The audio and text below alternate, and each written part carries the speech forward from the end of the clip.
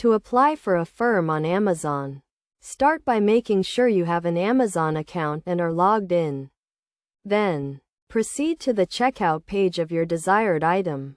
At checkout, you will see the option to select a payment method. Click on the Affirm option. You will be redirected to a new page where you can apply for an Affirm loan.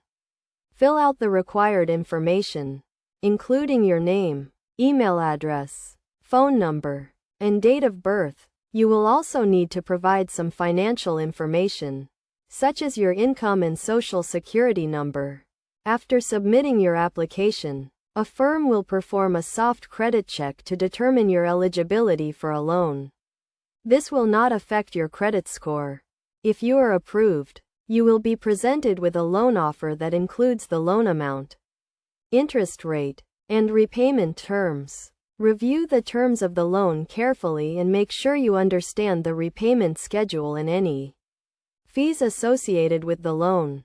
If you are satisfied with the terms, you can accept the loan and complete your purchase on Amazon.